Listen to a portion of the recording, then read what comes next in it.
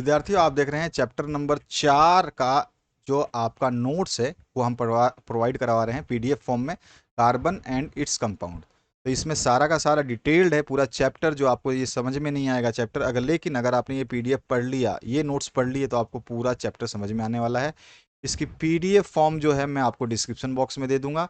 ये chapter number 4 है, 4 से लेकर 16 तक सारे पीडीएफ प्रोवाइड कर दिए हैं हमने। ये पीडीएफ ऑलरेडी अवेलेबल है चैनल पे, डिस्क्रिप्शन बॉक्स में सभी की लिंक है। प्लेलिस्ट मिलेगी आपको, NCERT science 10th class PDF notes के नाम से एक प्लेलिस्ट बनाई गई है। उस प्लेलिस्ट को आप देखोगे, इसी वीडियो के डिस्क्रिप्शन बॉक्स में अवेलेबल है, आपको दिखाई देगा। उसमें चैप्टर नंबर 4 से 16 तक सारी चीज़ें अवेलेबल है। अभी चैप्टर नंबर 3 और 2 और 1 भी मैं अपलोड कर दूंगा अभी जस्ट कुछ ही समय में। तो चलिए देख लेते हैं इसमें आपके कौन कौन सी चीज़ें बताई गई हैं। देखिए, कोवलेंट बॉन्ड इन कार्बन क्या होते हैं और कार्बन क्या होता है, ठीक है। इसमें वर्सेटाइल एलिमेंट है, ठीक है। यह अर्थ के क्रस्ट में पाया जाता है। कार्बन जो है 0.02% जो है कार्बन होता है, ठीक है। और फाउंड किस में होता है, ये मिनरल्स में पाया जाता है। कितना परसेंट, 0.04। इस तरह से आप देख सकते हैं सब चीज़ें यहाँ पे डिटेल में बताई गई है। अगर आपको इंग्लिश थोड़ी सी कमज़ोर है, समझ में नहीं आती, तो इसका हिंदी वर्जन भी नोट्स हमने प्रोवाइड किए हैं। तो हिंदी में नोट्स जो प्रोवाइड किए गए हैं, आप उनको भी पढ़ करके थोड़ा सा आइडिया लगा सकते हैं। यहाँ पे हर चीज़ बताई गई है। तो ये चीज़ आपको जब तक पढ़ोगे नहीं तब तक आपको समझ में नहीं आएगा। ट्रिपल बॉन्ड जो है आपके नाइट्रोजन एटम में बनता है, ये चीज़ आपको पता ही होनी चाहिए, ठीक है ना। तो ये चीज़ आपको ध्यान रखना है, ठीक है। इसके प्रॉपर्टीज़ जो है सब कुछ दी गई हैं, किस तरह से ये काम करते हैं, वर्सेटाइल बॉन्ड्स नेचर क्या होते हैं कार्बन के, ठीक है। इसके अलावा जो है कैटेनेशन, ये भी पढ़ लोगे आप। टेट्रावैलेंसी जो होती है वो भी आप पढ़ लोगे पूरा का पूरा। हाइड्रोकार्बन्स क्या होते हैं, सैचुरेटेड क्या होते हैं, अनसैचुरेटेड क्या होते हैं, इसके ऊपर क्वेश्चन बनेगा। एल्केन का जो जनरल फार्मूला होता है, एल्कीन का, एल्काइन का, ये सारे जनरल फार्मूलाज जो है क्वेश्चन में पूछे जाते हैं आपके एग्जाम में। सब कुछ इस पीडीएफ नोट्स के द्वारा आप प्राप्त कर सकते हैं।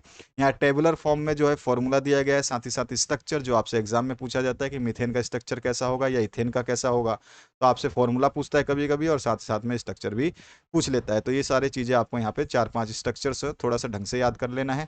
इसके बाद में जो आईयूपैक नेम है वो आसानी से आप कर पाएंगे।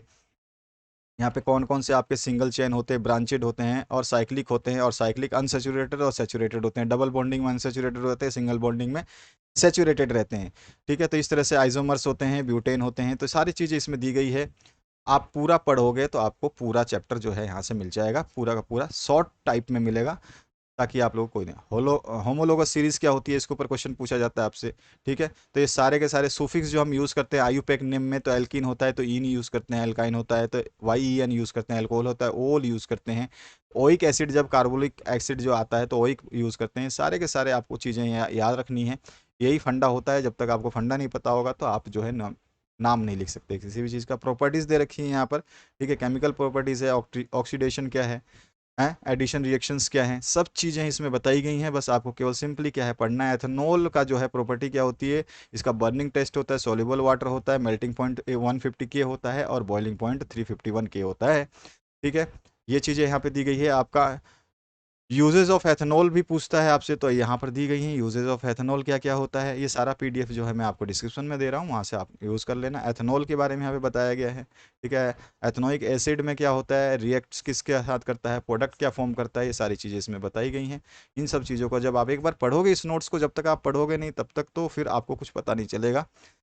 और स्टरिफिकेशन क्या होता है, एस्टिफिकेशन बोलते हैं। सोप्स एंड डिटर्जेंट के ऊपर हमेशा क्वेश्चन आता है, तो उसकी प्रॉपर्टीज उसके बारे में हमने यहाँ पे समझाया हुआ है, तो इसको आप देख लेना।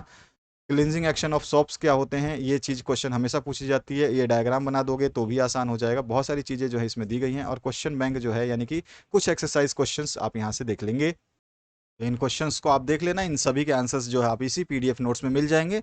अगर कोई भी दिक्कत आती है तो कमेंट सेक्शन हमेशा खुला रहता है। अपने दोस्तों के साथ में हमेशा इसको शेयर करा करें। जो भी वीडियोस होते हैं, काफ़ी काम के वीडियोस हम देते हैं, तो इनको आप अगर यूज़ करते हो तो आपके स्कोरिंग में हम 100% आपको दावा करते हैं कि यहाँ से जो क्वेश्चन पूछे जाते हैं और जो भी मटेरियल दी जाती हैं वो आपके पढ़ने के हिसाब से, आपके बुक के हिसाब से, आपके सिलेबस के हिसाब से दिए जाते हैं।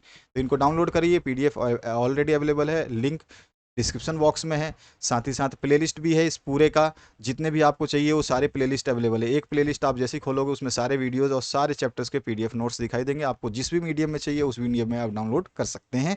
आपको हिंदी में दिक्कत है तो आप इंग्लिश कर सकते हैं, इंग्लिश हिंदी में आपको समझ में नहीं आता है, किसी भी लैंग्वेज में आपको दिक्कत आती है तो आप दूसरी लैंग्वेज का सहारा ले सकते हैं। आशा करता हूँ इस वीडियो से आप लोगों को हेल्प मिलेगी, और इस वीडियो को शेयर करना बिल्कुल ना भूलें। Thank you very much, have a good day.